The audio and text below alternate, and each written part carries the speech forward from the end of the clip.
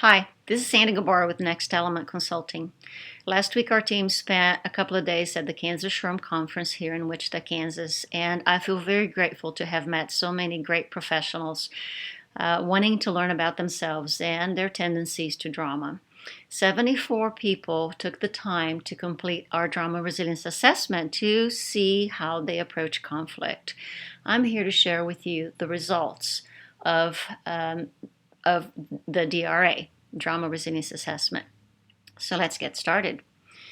The numbers on the screen, you see a triangle with a circle in the middle. The numbers on the screen are key indices revealing different aspects of negative conflict risks and positive conflict potentials. There are 3 drama roles. The drama roles are victim, rescuer, and persecutor. We all exhibit all roles at one point in time, and we might have a tendency to exhibit behaviors of one role more often than others. Starting with the victim. The victim behavior is one that overadapts for others or feel hurt by being attacked or blamed. They often they adopt the belief that they're not okay, everybody else is okay. Oftentimes they'll say things that that show self-doubt, that implies that they're not worthy. Things like, I can't believe I was so stupid. I don't like how this conversation is going, but it really doesn't matter what I say. It won't make any difference. These are the examples of a victim behavior. I wasn't surprised when I saw that this is the second highest score. It's very predictable. We in the HR organization want to create harmony. Oftentimes we feel that if we don't speak up, we won't create conflict, and because of that, we will see that everybody's happy. Well, that's really not how it works. This behavior actually creates a culture of avoidance, of self-doubt, and of low performance. We offer the alternative, the healthy alternative to victim, with the open compassion skill. Open is about transparency. It involves empathy. It's about being confident. It's about being okay and asking for what we want. It's an example of an open skill or a statement of an open skill is, I feel uncomfortable with how this conversation is going and I want to gain some clarity. It's about speaking up.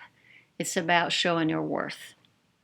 The rescuer is it's the behavior that oftentimes I see with great problem solvers. This is about overdoing for someone, oftentimes to save them from their own troubles. We have great intentions when we rescue people, and we adopt the belief that we're okay and they're okay only if they take our help.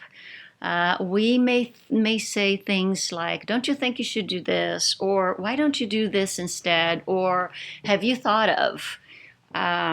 A lot of close-ended questions leading them to the solution that we already have. I was absolutely not surprised when I saw the rescuer as the highest score for SHRM, because from HR perspective, we are hired to solve problems. We're hired to fix things, and sometimes we're hired to fix people. And we don't realize that by rescuing people, by not allowing them to solve their own problems, we're creating a culture of dependency and actually a culture of resentment. With our actions, we're encouraging others for not thinking for themselves.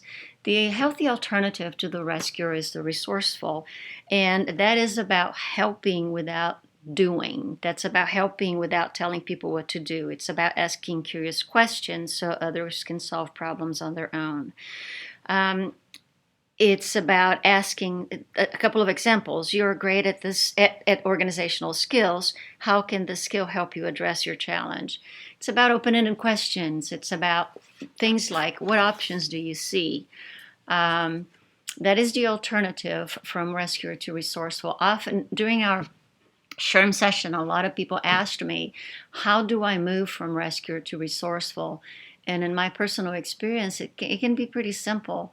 Instead of starting with why don't you, it's going from the perspective of if you want to help, let's ask if they want help. I see you struggling. Would you like some help? Or I see you struggling. If you want help, I'm here. And absolutely stop and not say anything else until they actually seek you out for help. The third drama role is the persecutor, and the persecutor comes from the perspective of I'm okay, you're not okay. Persecutor behaviors attack others for not being smart. They blame others for their problems. They will say things like, or even think things like, that's so dumb, you can't do anything right. I can't believe every time you have a problem you come to me to fix it for you. The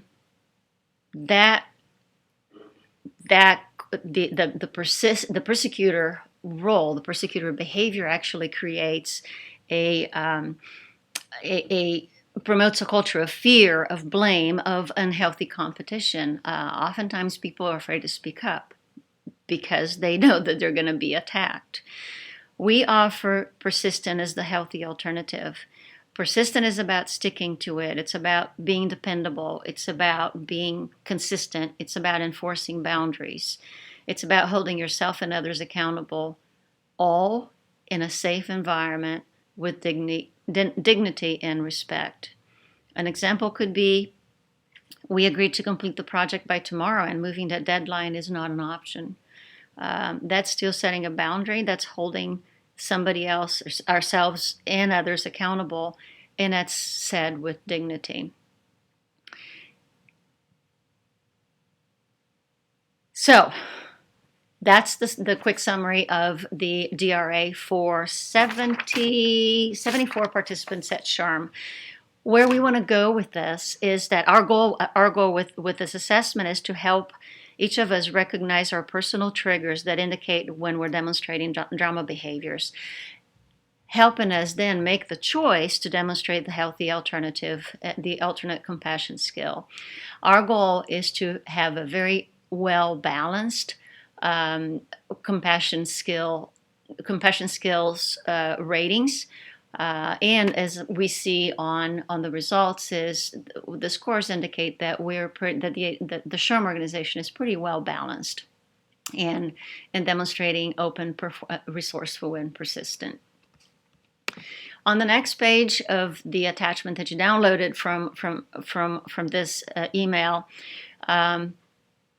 you will see interpreting DRA scores. A lot of people really like the numbers, and I'm just going to summarize these by saying, if the ratio that you see in the box is higher than 1, it means that you spend more time in compassion than in drama. If the ratio is less than 1, it means, watch out, you probably spend a lot more time in drama than compassion. Understanding those is critical to being able to know what you can do to demonstrate the healthy alternative. I appreciate you making the time to listen to this and to get this quick overview. If you have any questions or would like to explore taking this assessment because you didn't have the opportunity to, or using this assessment with your team, give us a call at Next Element. You will find all the contact information at www.next-element.com. I appreciate your time and hope you have a phenomenal day.